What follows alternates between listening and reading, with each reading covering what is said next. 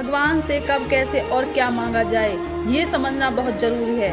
एकांत और अकेलापन का अंतर समझें। एकांत में प्रार्थना परमात्मा तक पहुंचती है। सीधे शब्दों में निवेदन, जब संसार के समक्ष झुककर हम कुछ मांगते हैं तो वो प्रार्थना नहीं, सहज निवेदन होता है। लेकिन जब यही निवेदन संसार से परे परमात्मा को मानने के लिए हो तो वो प्रार्थना बन जाता है। व्याकरण और ग्रंथों ने प्रार्थना के अर्थ बताए हैं। प्रार्थना यानी पवित्रता के साथ किया गया अर्चन।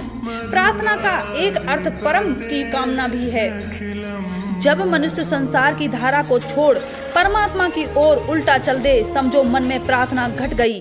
सारी वासनाओं से उठकर जब हम सिर्फ उस परमानंद को पाने की मानसा चेष्टा करते हैं, प्रार्थना हमारे भीतर गूंजने लगती है। प्रार्थना मंत्रों का उच्चारण मात्र नहीं है, मन की आवाज है जो परमात्मा तक पहुंचनी है। अगर मन से नहीं है तो वो मात्र शब्द और छंद भर है। हम अगर उसको मन से नहीं पुकारेंगे तो आवाज पहुंचेगी ही नहीं। उस तक बात पहुंचानी है तो मुख बंद कीजिए, हृदय से बोलिए। वो मन की सुनता है, मुख की नहीं।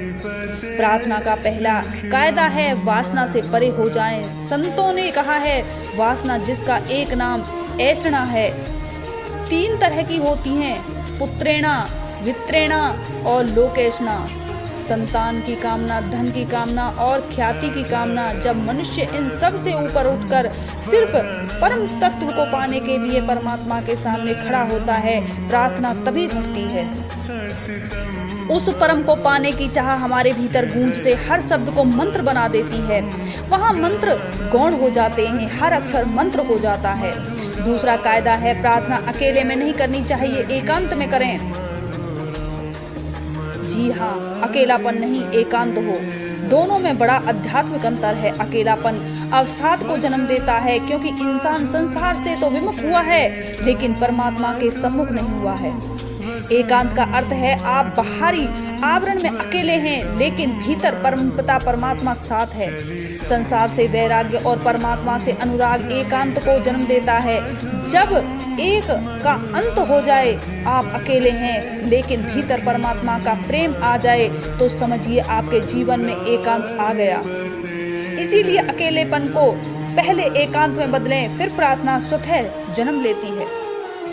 परमात्मा का तीसरा कायदा, इसमें परमात्मा से सिर्फ उसी की मांग हो। प्रार्थना सांसारिक सुखों के लिए मंदिरों में अर्जियां लगाने को नहीं कहते। जब परमात्मा से उसी को मांग लिया जाए, अपने जीवन में उसके पदार्पण की मांग हो, वो प्रार्थना है। इसीलिए अगर आप प्रार्थना में सुख मांगते हैं तो सुख आएगा, लेकिन ईश्वर खुद को आपके जीवन में नहीं उतारेगा। जब आप परमात्मा से उसी को अपने जीवन में उतरने की मांग करेंगे तो उसके साथ साथ सभी सुख स्वतः ही आ जाएंगे। जय परमपिता परमेश्वर।